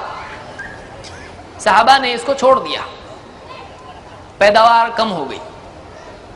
اللہ کے رسول صلی اللہ علیہ وسلم کو جب یہ بات معلوم ہوئی تو آپ نے فرمایا کہ میں نے تو اپنے گمان سے ایک بات کہی تھی، تو تم میرے گمان کو پکڑ نہ لیا کرو۔ ہاں اگر میں اللہ کے حکم کے بارے میں تم سے کہوں تو پھر اس کا اپنی طاقت کے بقدر اس کو کرو، اس لیے کہ میں اللہ پر جھوٹ نہیں باندھتا ہوں۔ اور آپ نے اسی سلسلے میں مسلم کوئی دیکھ لے، صحیح مسلم، اللہ کے رسول صلی اللہ علیہ وسلم کے فضائل کے ابواب آپ دیکھیں اخیر میں تو اس میں آپ کو یہ بات ملے گی۔ آپ نے کہا کہ انتم اعلم بامور دنیاکم، تم اپنے دنیاوی امور کو زیادہ بہتر جانتے ہو۔ تو یہاں پر امور امر کی جمع ہے، اور محدثات الامور یہاں بھی امور ہے وہاں بھی امور ہے. تو آپ صلی اللہ علیہ وسلم نے ضلالہ ان امور کو کہا جو دینی ہوں، اور جہاں دنیاوی امور ہیں جو روزمرہ کی، جیسے کہ سوال میں پوچھا گیا، تو جہاں دنیاوی امور ہیں اللہ کے رسول صلی اللہ علیہ وسلم کا خود فتویٰ ہے انتم اعلم بامور دنیاکم، تم اپنے دنیاوی معاملات کو زیادہ بہتر جانتے ہو. تو اللہ کے رسول صلی اللہ علیہ وسلم نے اس میں کوئی پابندی نہیں رکھی. اس سے ہم قاعدہ یہ بتاتے ہیں، اس حدیث سے قاعدہ نکلتا ہے کہ دنیا کی ٹیکنالوجی کے اعتبار سے انسان اگر کوئی نئی چیز نکالتا ہے تو اس میں کوئی ممانعت نہیں ہے، لیکن عبادات کے اندر کوئی نئی ٹیکنالوجی نکالتا ہے، کوئی نئی عبادت نکالتا ہے، تو یہ اللہ کے نزدیک مقبول نہیں ہوگی، اس لیے کہ دین کامل ہو چکا ہے. لیکن دنیا کی ٹیکنالوجی کامل ہوئی ایسا نہیں بول رہا ہے کوئی بھی، ہر دن کچھ نہ کچھ نیا اس سے اچھا آتا ہے. تو اس لیے دین کے معاملات میں اب آگے کچھ بہتر نہیں آئے گا، آگے جو بھی آئے گا برا آئے گا. فماذا بعد الحق الا الضلال، اللہ تعالیٰ فرماتا ہے پھر حق کے بعد گمراہی کسی اور کیا ہوتا ہے، حق کے بعد گمراہی کسی اور ہے کیا. تو حق کامل ہو چکا، دین کامل ہو چکا، جتنا ہے اس پر عمل کرنے میں ہی ہماری شرافت ہے. اللہ تعالیٰ اس کو قبول فرمائے. ایک بھائی سوال کرتے ہیں، قرآن کی آیت انہوں نے لکھی ہے سورہ نساء آیت نمبر 64، جب تم اپنی جان پر ظلم کر بیٹھو تو اللہ سے معافی چاہو اور رسول کی شفاعت پائے تو بے شک اللہ کو بہت توبہ قبول کرنے والا پاؤ گے. حوالہ سورہ نساء آیت نمبر 64. شفاعت کے مسئلے پر ہم آپ کی بات مانیں یا قرآن پاک کی؟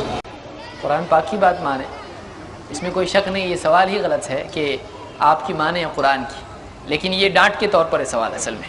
اب آپ کی ماننا کہ قرآن کی ماننا، ایسا ہے وہ تو بھائی قرآن ہی کی ماننا چاہیے، لیکن یہ بھی دیکھنا چاہیے کہ قرآن کی بات ہم نے صحیح سمجھی کہ نہیں سمجھی.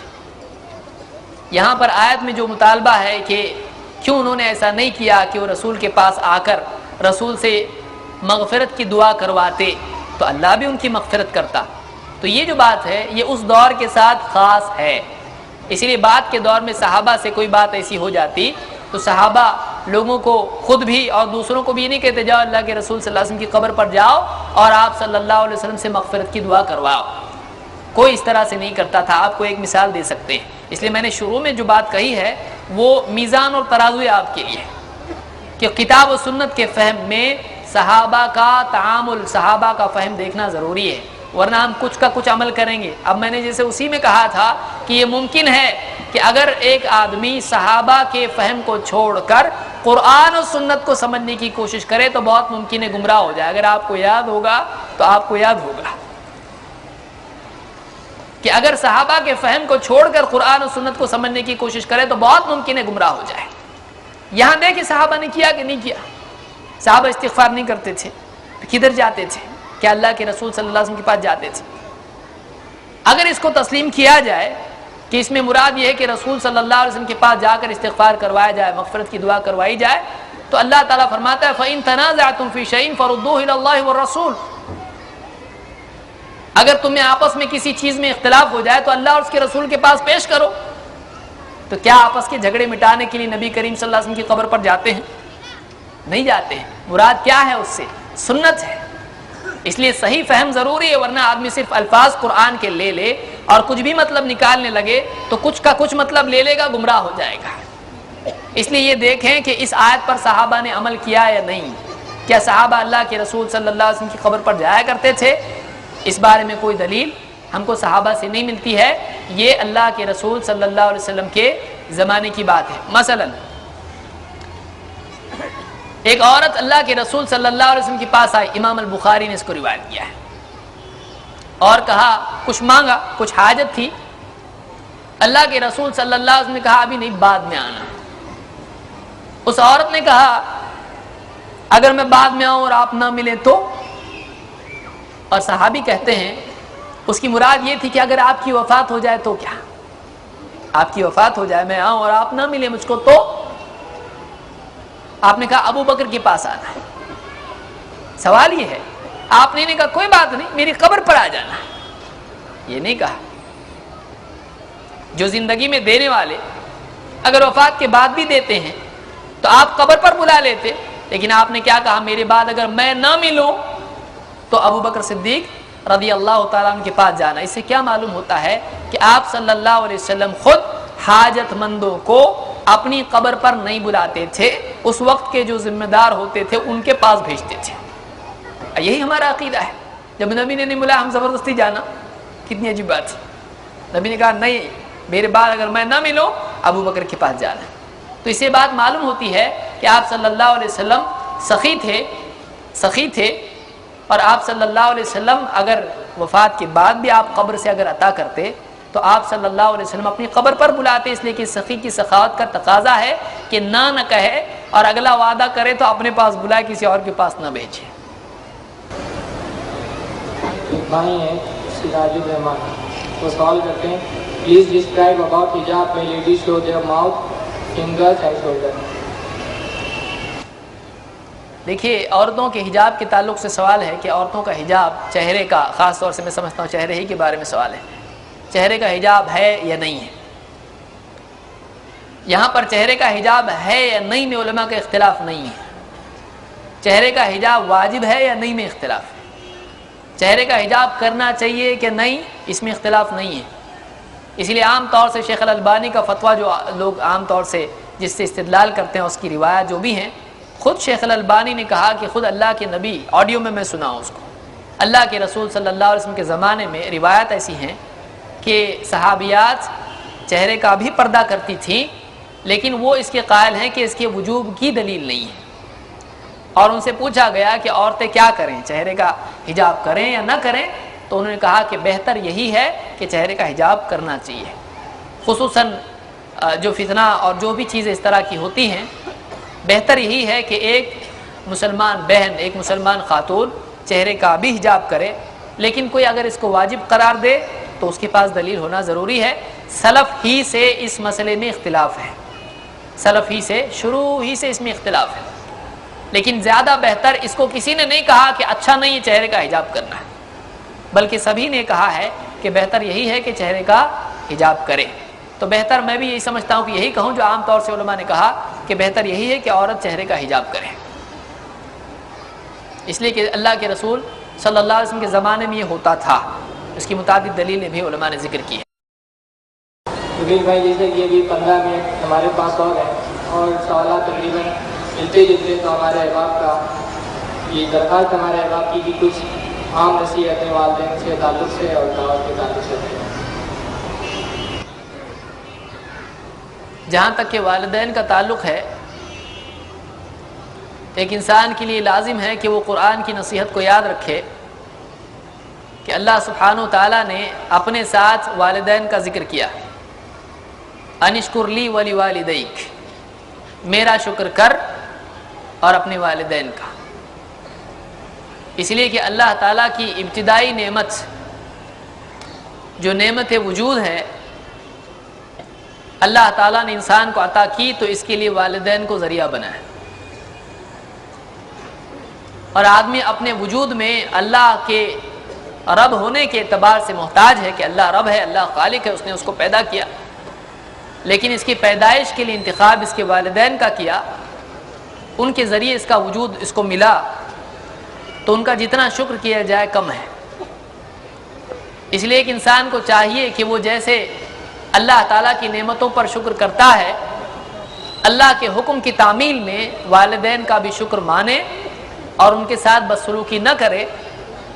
اس لیے کہ والدین سے بدسلوکی کرنا تسلیم رکھیں, یہ بہت اہم نصیحت ہے دعوت اور والدین کے تعلق سے. تو والدین سے دشمنی کا اس قدر اظہار نہیں کریں, نہیں وہ فوراً والدین کی خدمت کے لیے جا رہے ہوں, ہو سکتا ہے بدگمانی نہ کریں. خدمت کا تعریف سمجھیں, خدمت کی تعریف کیا ہوتی ہے. برائے کرم تشریف رکھیں, ابھی اور بھی بہت سارے سوالات ہیں, استفادہ مکمل ہو جاتا ہے. والدین کے تعلق سے حدیثوں میں یہ بھی بات اللہ کے نبی صلی اللہ علیہ وسلم نے بیان کی ہے کہ اللہ تعالیٰ دو چیزیں ہیں کہ جن کی سزا دنیا ہی میں دیتا ہے, جن کی سزا میں دنیا میں اللہ تعالیٰ جلدی کرتا ہے. ان میں سے ایک والدین کے ساتھ بدسلوکی ہے اور دوسری بغی, جس کو حدیث میں کہا گیا. علماء نے بغی سے دو چیزیں مراد لی, ایک تو سرکشی ہے اور دوسرے زنا ہے، دونوں کے لیے بغی کا لفظ آتا ہے۔ تو دو چیزیں ایسی ہیں جن کی سزا دنیا میں بھی ملتی ہے، ان میں سے والدین کے ساتھ بدسلوکی ہے۔ اور اللہ تعالیٰ نے فرمایا اس سلسلے میں کہ جب ماں باپ بڑھاپے میں دونوں یا کوئی ایک بڑھاپے کی عمر کو پہنچ جائیں تمہاری زندگی میں، فلا تقل لهما اف ولا تنهرهما، تو تم نہ ان سے اف کہنا اور نہ ان کو جھڑکنا، نہ ان کو گھورنا، نہ ڈانٹنا۔ فلا تقل لهما اف ولا تنهرهما وقل لهما قولا كريما، بلکہ ان سے شرافت کے ساتھ اکرام کی بات کرنا۔ تو ان کو ڈانٹنا ڈپٹنا یہ تو برا ہے ہی ہے، ان کو گھورنا بھی برا ہے، اور ان کو مارنا تو اس سے برا ہے، ان کے اوپر ہاتھ اٹھانا اس سے برا ہے، ان کا دل دکھانا اس سے برا ہے کہ آدمی یہ کہنے لگے کہ یہ گھر میں نہیں پیدا ہوتا تو کتنا اچھا ہوتا ہے۔ بعض اوقات انسان بھول جاتا ہے، ہو سکتا ہے اس سے برے گھر میں پیدا ہوتا ہے، اس لیے کہ انسان بعض اوقات وہ باتیں زبان سے نکالتا ہے جو نہ صرف والدین کے لیے ذلت اور دل آزاری کا ذریعہ ہوتی ہے، بلکہ اللہ تعالیٰ کی ربوبیت اور اس کے فیصلے کے خلاف بھی ہوتا ہے، تقدیر کی شکایت بھی ہوتی ہے، ایمان کے منافی ہوتی ہے۔ تو یہ کہنے لگے کہ کاش میں کسی اور گھر میں یہاں پیدا ہی نہیں ہوتا، یا یہ کہنے لگے کہ بتاؤ تمہارا کتنا خرچ میرے اوپر ہوا ہے، سب تمہارا خرچ میں چکا دیتا ہوں، مجھ پر کبھی حق مت جتانا۔ یہ ساری جتنی چیزیں ہیں، فلا تقل لهما اف ولا تنهرهما، نہ گھورے آدمی، نہ مٹھی بنائے، نہ دانت پیسے، نہ ہونٹ اندر لے ان کو دیکھ کے، نہ آنکھیں بھویں اوپر کرے، نہ منہ پھیر دے ناراضگی کے ساتھ میں، بلکہ والدین ہیں، انہوں نے جس طرح سے اس کی تربیت کی ہے، انہوں نے کسی بدلے سے نہیں کیا ہے، انہوں نے ابتدا کی احسان کی۔ اگر یہ آج والدین کے ساتھ اچھا سلوک کرے گا بھی، تبھی بھی جواب میں کرے گا، ابتدا کے طور پر نہیں ہوگا۔ انہوں نے کیا ہے پہلے ہی، یہ جواب میں کر رہا ہے۔ کوئی بھی سمجھانے والا کہے گا اتنا ماں باپ نے تیرے لیے کیا، تو کیا کر رہا ان کے لیے؟ تو انہوں نے پہلے کر دیا، ان کو کچھ ملا نہیں تھا۔ 9 مہینے کی تکلیف ماں کی اور باپ کی بھاگ دوڑ اور وہ ساری تکلیفیں جو ایک گھر کو بھگتنی پڑتی ہیں اولاد کے بعد، ان کی خوشی ان کی تکلیفوں پر غالب آ جاتی ہے۔ اولاد کا پانا ان ساری تکلیفوں پر غالب آ جاتا ہے۔ والدین کو بڑھاپے میں پانا اجر کی تمنا میں ان ساری تکلیفوں پر غالب آنا چاہیے۔ بڑھاپے میں والدین کو پانا، آدمی سوچے چلو جنت بنانے کا موقع ملا، اپنے کو جنت بنانے کا موقع ملا، بڑھاپے میں ان کو میں نے پایا، ان کی خدمت کر کے اللہ تعالیٰ کی رحمت، اللہ کی طرف سے اجر اور مغفرت مجھ کو مل جائے گی۔ تو اس لیے بہت ضروری ہے کہ اللہ تعالیٰ نے فرمایا کہ فلا تقل لهما اف ولا تنهرهما وقل لهما قولا كريما، اور ان سے کریم بات کرنا، شرافت کے ساتھ، اور اسی طرح سے اکرام کی بات کرنا۔ واخفض لهما جناح الذل من الرحمة، رحمت سے اپنے بازوؤں کو ان کے لیے جھکا دینا، تکبر نہیں کرنا، ان کی حفاظت کرنا، ان کو سہارا دینا۔ وقل رب ارحمهما كما ربياني صغيرا، اور یوں اللہ سے دعا کے طور پر کہنا کہ اے میرے رب، انہوں نے جیسے بچپن میں میری تربیت کی، اے اللہ تو بھی ان پہ رحم فرما۔ اس لیے کہ ماں اور باپ کی تربیت میں رحمت کا پہلو غالب ہوتا ہے۔ بچے پر رحمت، بچے پر رحم کرنا، محبت کرنا ماں باپ کی تربیت میں غالب پہلو ہوتا ہے کہ تکلیفیں بھی برداشت کر لیتے ہیں۔ نہا دھو کے آیا، ابو لیا گود میں، پیشاب کر دیا، پھینک دیتا اٹھا کے؟ پھینکتا نہیں ہے۔ ماں سوئی ہے کروٹ پہ، پیشاب کر دیا، ادھر سے اٹھا کے ادھر ڈال دے گی، خود ادھر ہو جائے گی پیشاب میں، اس کو ڈال دے گی، بچہ گیلا ہو گیا، صبح تک سردی ہو جائے گی، اس کو زکام ہو جائے گا۔ کیا کیا تکلیفیں اٹھاتے ہیں آدمی، سب بھول جاتا ہے، سب بھول جاتا ہے آدمی۔ جو مخلوق کو بھول جائے وہ اللہ کو کیوں نہیں بھولے گا؟ جو دکھنے والے احسان کرنے والے کا احسان نہ مانے، نہیں دکھنے والے کے احسان کو ماننا کتنا مشکل ہے۔ تو اسی لیے وَقُلْ رَبِّ ارْحَمْهُمَا كَمَا رَبَّيَانِي صَغِيرًا، نہ صرف یہ کہ اپنے عمل سے ان کے لیے دنیا میں راحت کا سامان میسر کرے، دنیا میں ان کا اکرام کرے، ان کی راحت کرے، بلکہ آخرت کے اعتبار سے اس کی دعا اللہ سے ہو کہ اللہ دنیا میں تو میں کر رہا ہوں ان کی خدمت وغیرہ جو بھی ہے، لیکن اے اللہ آخرت میں بھی تو ان کو عطا فرما، اور آخرت میں تو بھی ان پر رحم فرما۔ تو اس طرح سے والدین کے ساتھ سلوک کرنا چاہیے۔ رہا مسئلہ دعوت کا، تو اختصاراً یہی کہ ہماری دعوت کا طریقہ عداوت کا ذریعہ نہ بنے۔ بہت سارے ہمارے دعوت دینے والے دعوت سے ہدایت کی بجائے عداوت کا بیج بو کے آتے ہیں۔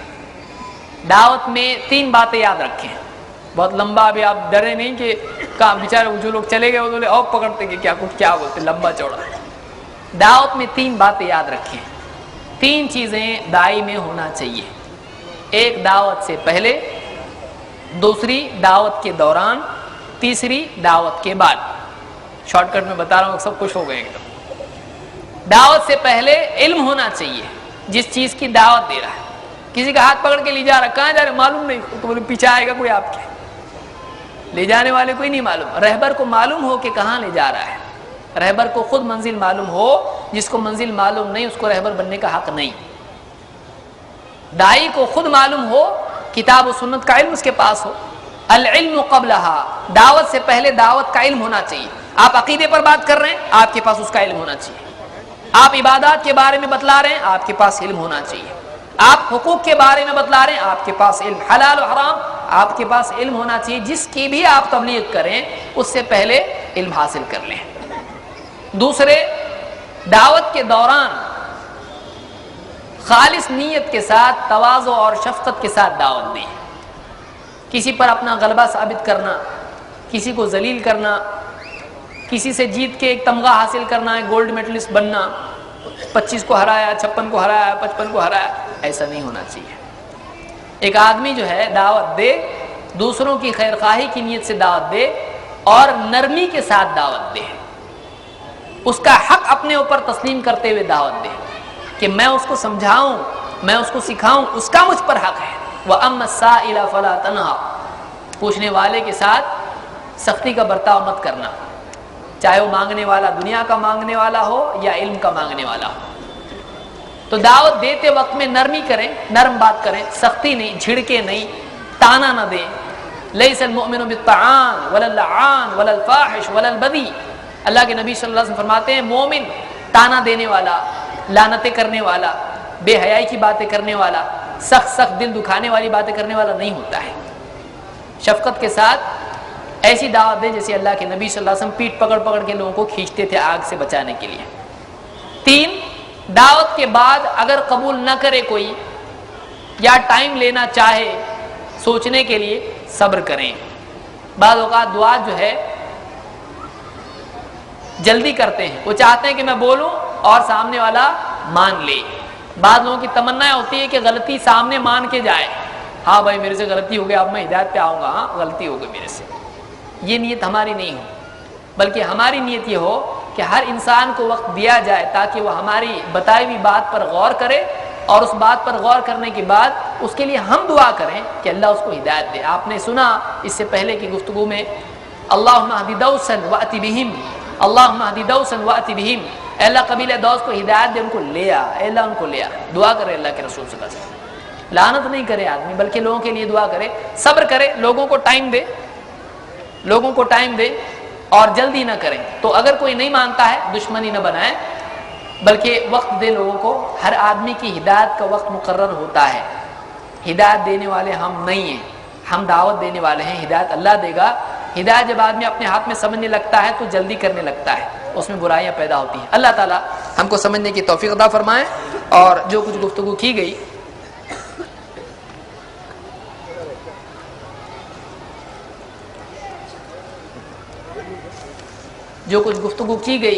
اللہ تعالیٰ اس میں جو کمی رہی اللہ تعالیٰ اس کو معاف فرمائے، اور اللہ تعالیٰ سارے مسلمانوں کے سارے مسائل کو حل فرمائیں، اور دنیا آخرت میں ہم سب کو کامیاب فرمائیں۔ اور خصوصاً آج دنیا کے مختلف علاقوں میں جو مسلمان پریشان ہیں، خصوصاً فلسطین وغیرہ میں اور دوسرے علاقوں میں بھی، تو جو بھی مسلمان پریشان ہیں اللہ تعالیٰ ان سب کے مسائل کو عافیت کے ساتھ جلدی جلدی حل فرمائیں، اور ہماری دنیا اور آخرت میں ہم کو کامیاب فرمائیں۔ سبحانک اللہم و بحمدک، اشہد ان لا الہ الا انت، استغفرک و اتوب الیک۔ أعوذ بالله من الشيطان الرجيم. ادع إلى سبيل ربك بالحكمة والموعظة الحسنة وجادل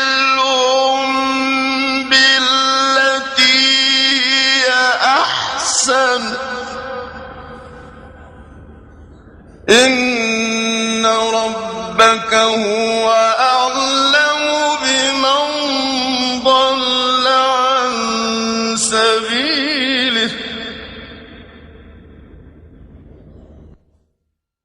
وهو أعلم بالمهتدين.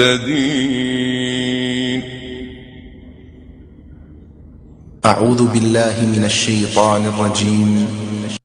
قل هذه سبيلي أدعو إلى الله على بصيرة أنا ومن اتبعني وسبحان الله وما أنا من المشركين.